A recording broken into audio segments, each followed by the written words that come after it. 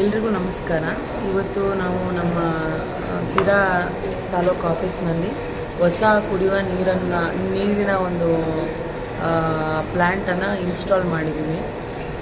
ಬೇಸಿಗೆ ಕಾಲ ಶುರುವಾಗಿದೆ. ಸಾಕಷ್ಟು ಜನ ತಾಲೂಕು ಆಫೀಸ್ಗೆ ಅವರ ಕೆಲಸಕ್ಕೋಸ್ಕರ ಬರ್ತಾರೆ. ಇನ್ ಟೈಮಲ್ಲಿ ಈಗ ಕೆಲಸ ಆಗಲಿಲ್ಲ ಅಂದರೆ ಕೂರಬೇಕಾಗುತ್ತೆ, ವೆಯ್ಟ್ ಮಾಡಬೇಕಾಗುತ್ತೆ.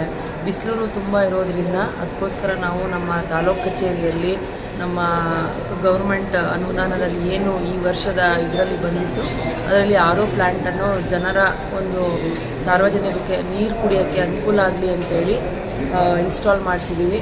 ಸೊ ತಾಲೂಕು ಆಫೀಸ್ಗೆ ಜನ ಎಂಟ್ರಾದ ತಕ್ಷಣ ಬಿಸಿಲಿನ ಬಂದ ತಕ್ಷಣ ನೀರು ಎದುರುಗಡೆನೇ ಕಾಣಿಸ್ಬೇಕು ಅಂತೇಳಿ ಪ್ಲ್ಯಾಂಟ್ ಹಾಕ್ಸಿದ್ದೀವಿ. ಇದನ್ನು ಸದುಪಯೋಗ ಪಡಿಸ್ಕೋಬೇಕು ಜನ. ಮತ್ತು ನನ್ನ ಜೊತೆ ಇವತ್ತು ಈ ಉದ್ಘಾಟನೆಗೆ ನಮ್ಮ ಗ್ರೇಟ್ 2 ಆದ ನಾಗರಾಜು ಅವರಿದ್ದಾರೆ, ನಮ್ಮ DT ನರಸಿಂಹರಾಜು ಇದ್ದಾರೆ, ಮತ್ತು ಆಲ್ರೆಡಿ ಸಾರ್ವಜನಿಕರು ಸುಮಾರು ಜನ ಇದ್ದಾರೆ ನಮ್ಮ ಜೊತೆ.